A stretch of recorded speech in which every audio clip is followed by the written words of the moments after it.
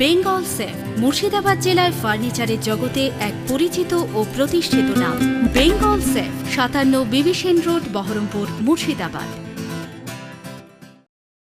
নাম শোনার পরই জোর কদমে প্রচার শুরু করলেন বহরমপুর বিধানসভা কেন্দ্রের বিজেপির প্রার্থী তথা বহরমপুরের বিজেপির বিধায়ক সুব্রত মৈত্র।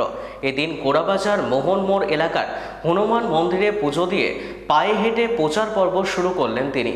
বিজেপি কর্মীদের সাথে নিয়ে প্রধানমন্ত্রীর উন্নয়নকে হাতিয়ার করে সাধারণ মানুষের কাছে পৌঁছালেন বিজেপির প্রার্থী কাঞ্চন মৈত্র।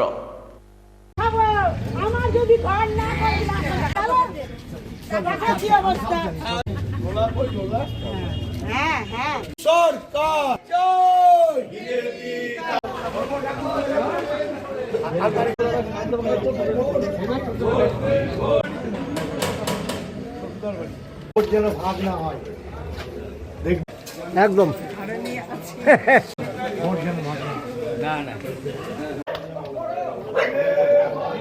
আমরা প্রতিটা দিন প্রতিটা মানুষের সাথে প্রতিটা পাড়ায় 4 বছর ধরে কোনো না কোনো সময় আমরা ছিলাম, আমরা আছি, আমরা থাকব।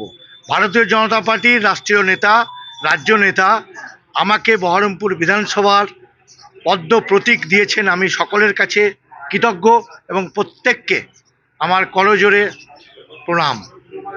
বহরমপুর সিট বিজেপির ছিল, বিজেপির থাকবে।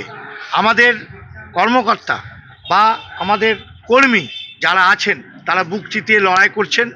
আগামী 23 তারিখ আমাদের বহরমপুর বিধানসভা আবার পদ্ম প্রতীক জিতবে। প্রতিদ্বন্দ্বী বলে কিছু নেই।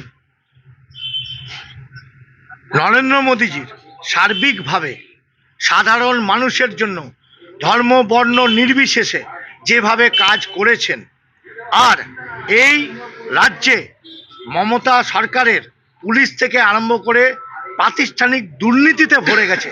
অত্যাচারে মানুষ দিশাহারা, নিষ্কৃতি চাইছে। নিষ্কৃতির ফলস্বরূপ পশ্চিমবঙ্গে এবার বিজেপি আসছে, তাই সকল মানুষ বিজেপি মুখী।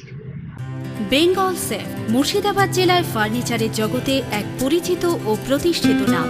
বেঙ্গল সেফ ৫৭ বিবি সেন রোড, বহরমপুর, মুর্শিদাবাদ।